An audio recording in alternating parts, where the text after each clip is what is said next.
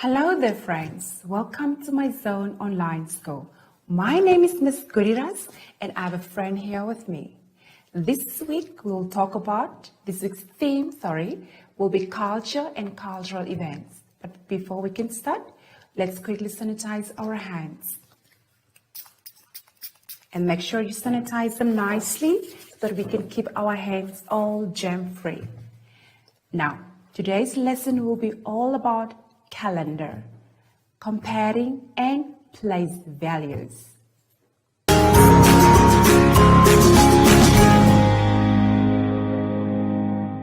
Okay, so we are going to learn about calendar in more detail. Let's quickly turn to page 3 and we will first start with the grade 2 level. And I will explain to you what a calendar is. A calendar is a chart that shows the days, weeks, months of the year. And now here I have a calendar for you for May. But this one is not the whole full calendar. This is only a monthly one. All right, so here we have the days of the week on the first row here, and then we have all the boxes with the numbers in them. For example, if we have to look on the date, the 6th of May, it will be on Wednesday because the 6th is under the Wednesday date, and all the numbers in those boxes stands for the Wednesday. We can always count the boxes. For example, 1, 2, 3, 4, 5, 6 boxes. We have 6 boxes, but it doesn't necessarily mean that we have 6 Wednesdays. We only count the boxes with the days in them. All right. For example, if we have to look at the Sunday of May, it has 1, 2, 3, 4, 5, 6 boxes. But how many Sundays do you think we have? We only count the boxes with the numbers in them. So we have 1, 2, 3, 4, 5 boxes with the numbers. So we have 5 Sundays in the month of May.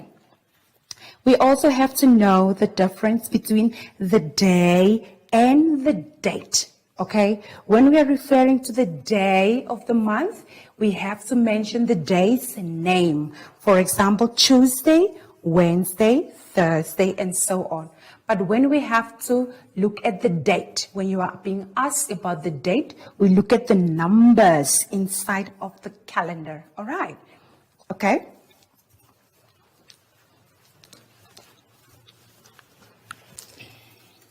So can we quickly look on our page? I have an activity there for you. So whenever you need to fill in this calendar, you have to have one by your side in order to fill in all the empty boxes with the correct dates. All right? So we have also an activity for you there whereby you will need to complete all the sentences. I am going to do for you the first and the second one. The rest you have to do it on your own. For example, the name of the month. What do you think is the name of the month? So you need to look on the calendar because every month has a name which is written on top of the calendar, right? So look at the name of the month. The answer will be there on top. So you have to fill in May because we are busy with May month. The second one will be the month has days. How many days does the month of May have? Can you help me with that, Landre? The days of the month. Then you look at the number of the dates that we have. What is the last number there? 31. 31, eh? That's correct. It's 31 days. So for the rest of the worksheet, 3, 4, 5, 6, and 7, I would like for you to complete that at home. And remember to have a calendar with you to help you. Now, how about we turn to page 4 for the grade 3 level. Now, there we have all of the months of the year, but they are actually not in the correct order. So I have a calendar here. So I would like for us to read all the names, the months of the year here for us, with us, sorry. The first month is the January. The second one will be February. And then we have March, which is the third. Then we have April, which is the fourth. Landre, what do you think the fifth month will be? May will be? It will be the fifth month, all right? And then we have September, we have May here. And then we have June following, which will be the sixth month. Very good. Then we have July, the 7th. Then we have August, the 8th.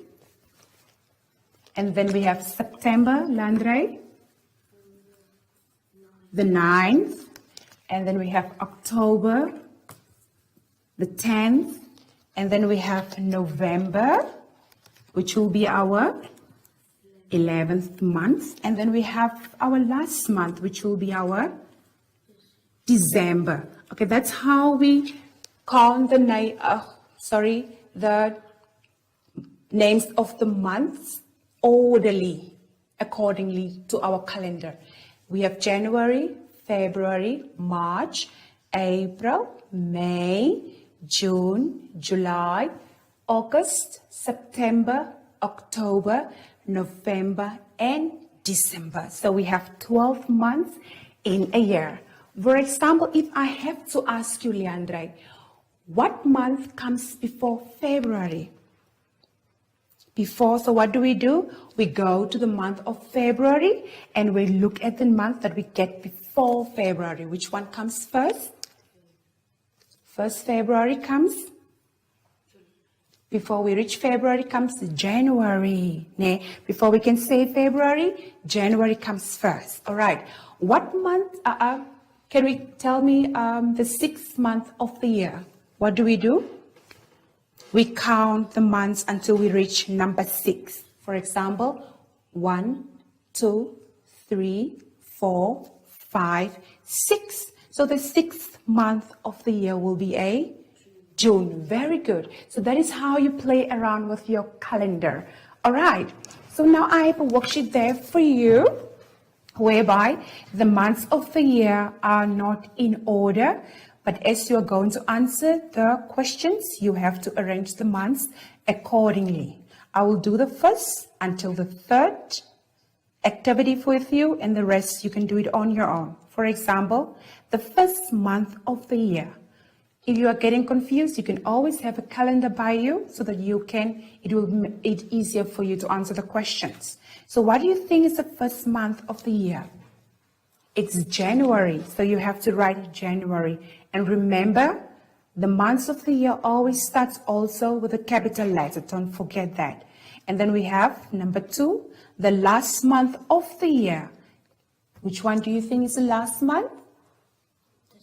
December. Awesome. It's December. So you complete also December. So the rest of the activity, I would like for you to complete it at home.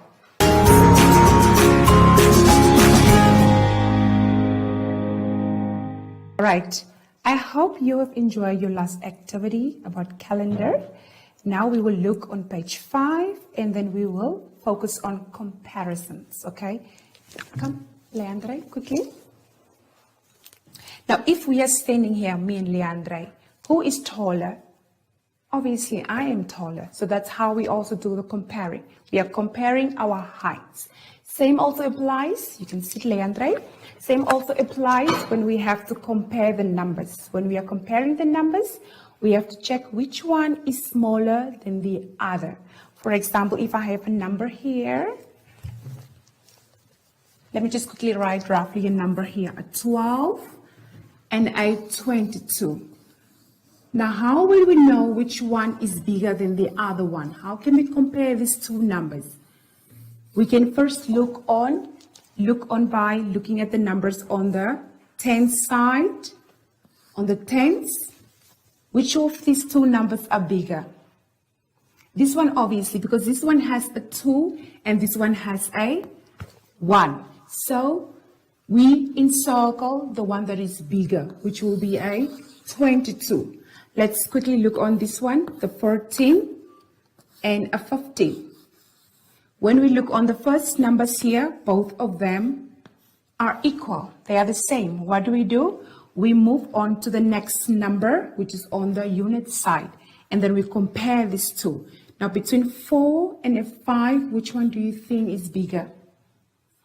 The one with the 5. So, which means between 14 and a 15, the number 15 is bigger than 14. That is how we also compare the numbers.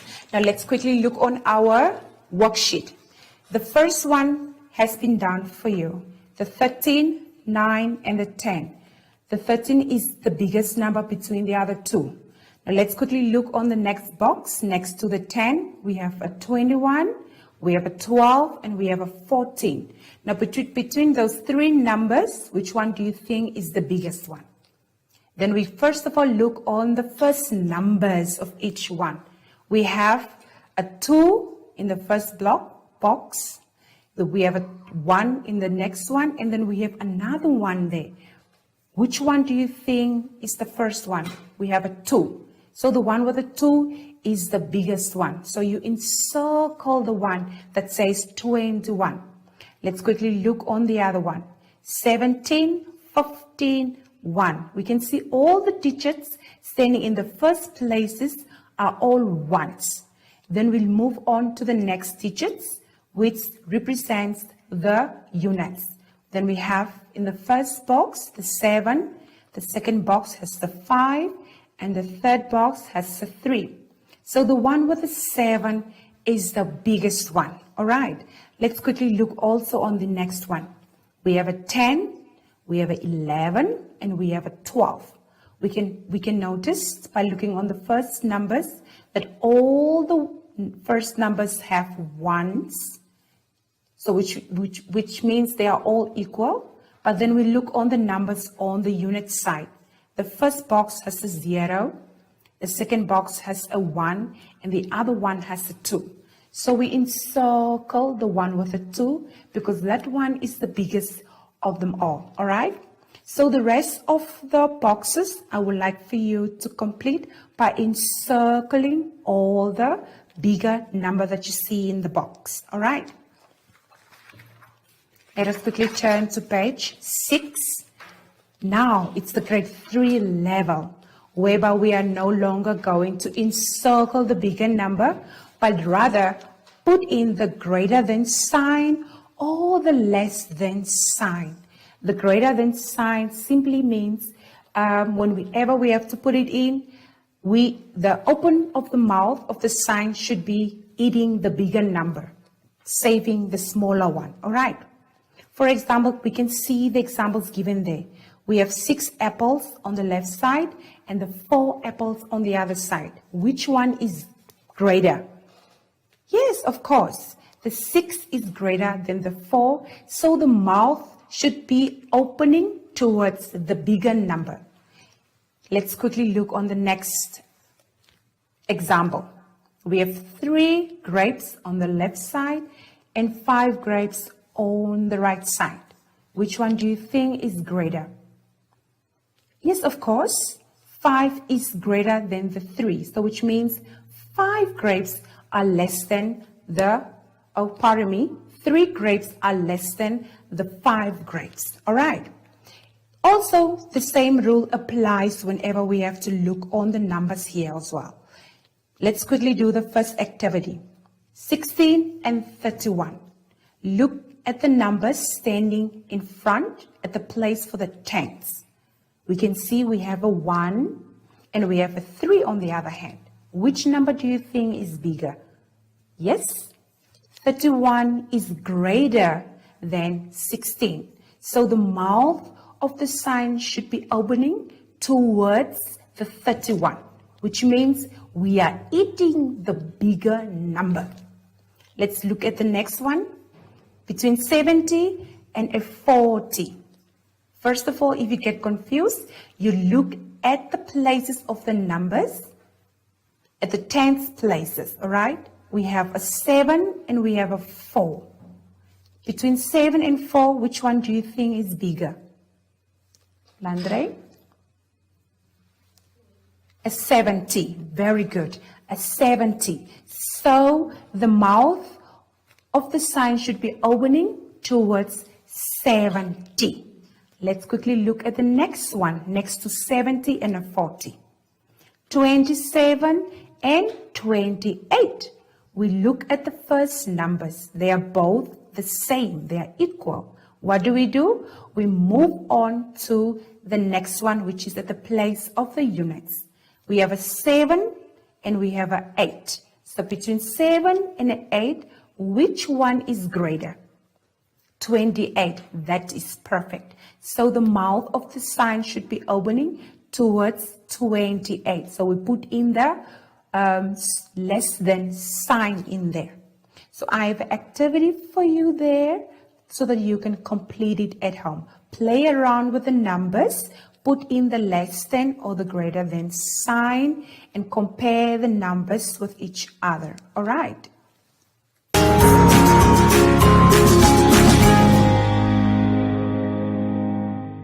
I hope you've enjoyed our previous lesson regarding comparisons. Now turn to page 7. On grade 3 level, we will look at the place values. But what are place values? Place values is a position of a digit in a number. Each position tells us its values.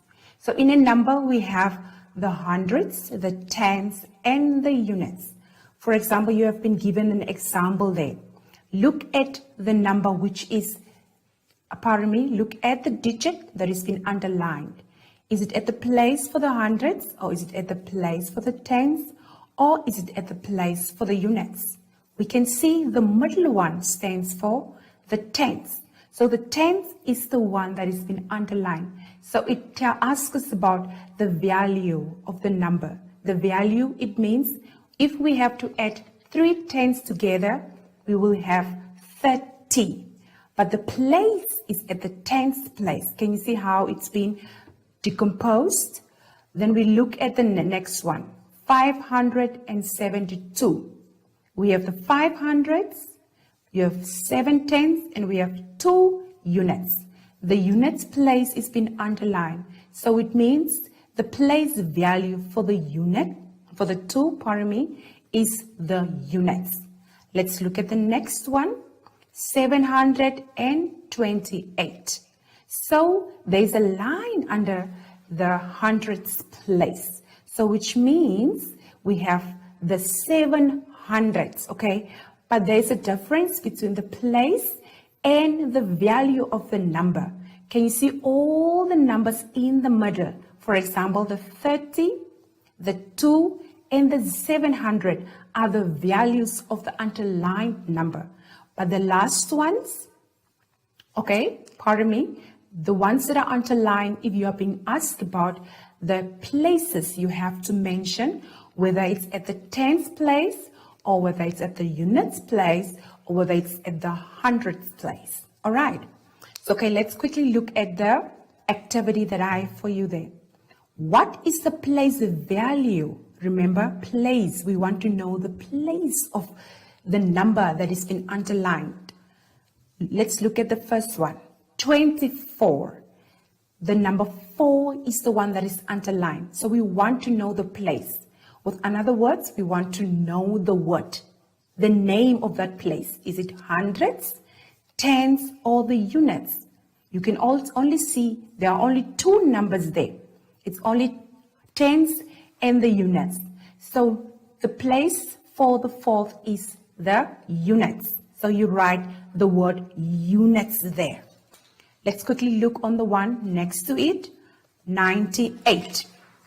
Again here, we only have 2 digits, 9 and an 8. 9 is the one that is underlined, so it wants to know the place. At what place is that 9? It's at the 10th place, so we write the 10th.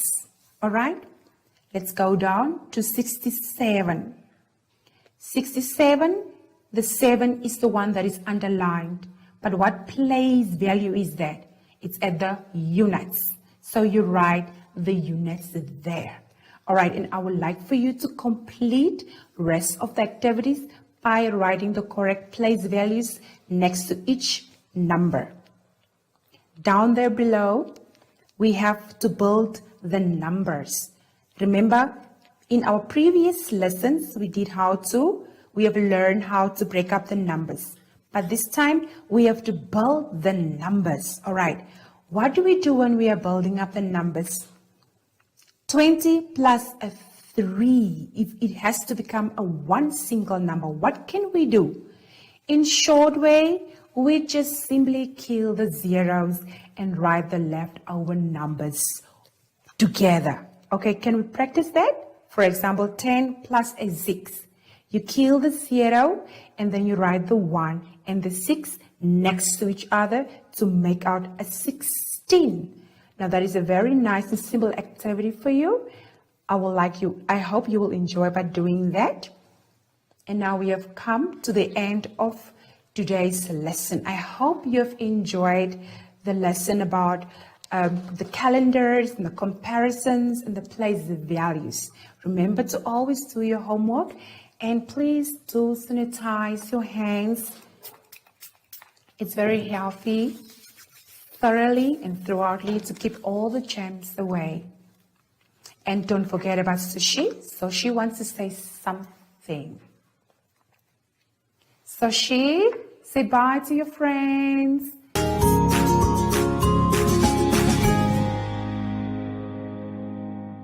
Hi everyone, my name is Shoshi and I am back. My mommy used to tell me that I need to wash my hands and sanitize it to keep the germs away. Also, one thing you can remember is to sing the alphabet song while you wash your hands. After that, it will be super clean. I usually do it. And until next time, bye!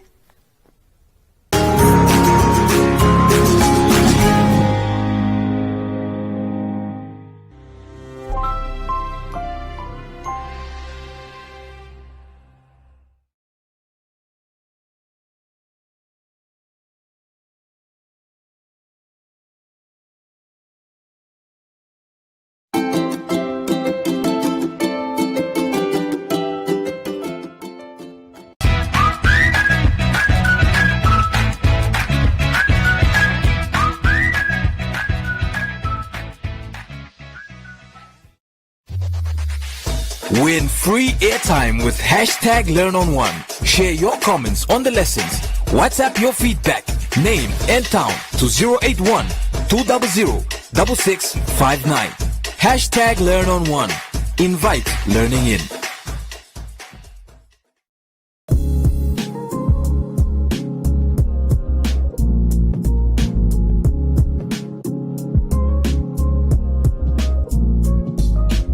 Hi beautiful souls, this is Nikita Winkler and I'm here to share easy tools for stretching that you can do just about anywhere.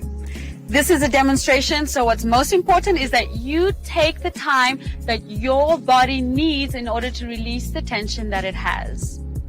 So let's get started. In this session, we will be stretching the spine. We'll be folding and unfolding all the way from the head to the tailbone. This is a little bit more technical, so once you understand the technique, you can go ahead and do a couple bit more repetitions. All right, so before I get started, it's called a roll down and a roll up.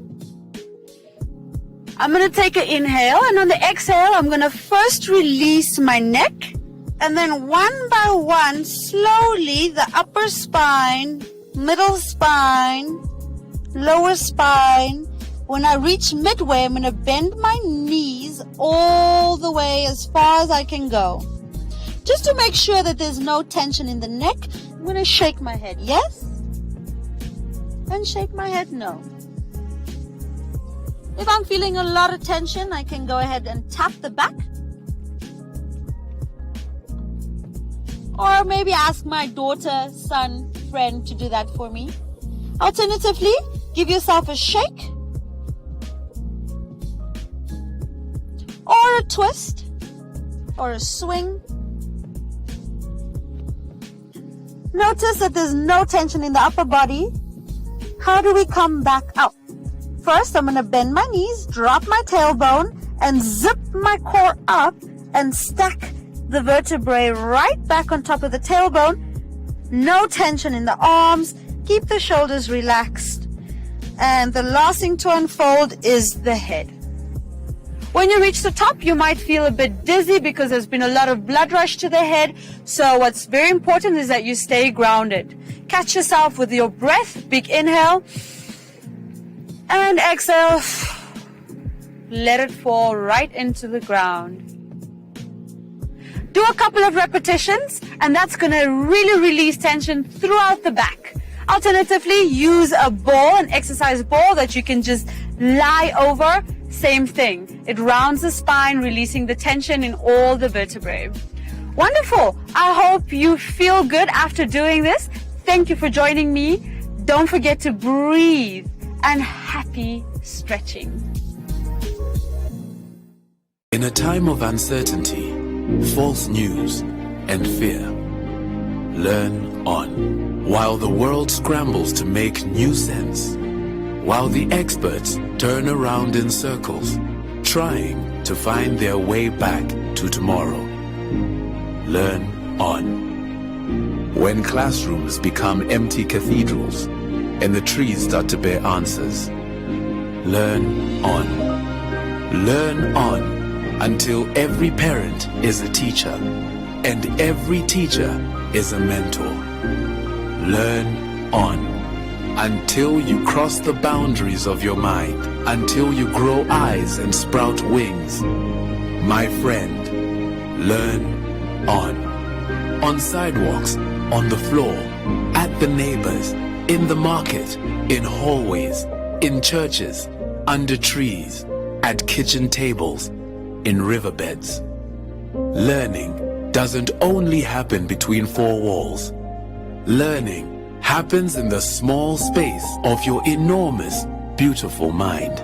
Start where you are. Use what you have. Learn on one. Invite learning in.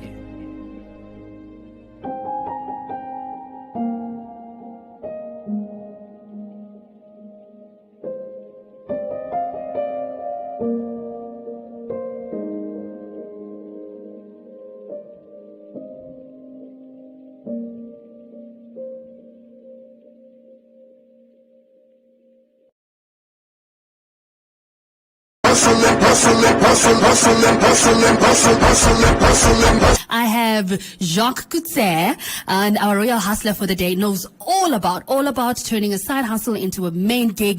Interpack CEO started his business after running it as a side hustle while he was still a farmer. Selling or I didn't have any side gigs at the time at school, but it was always in the blood.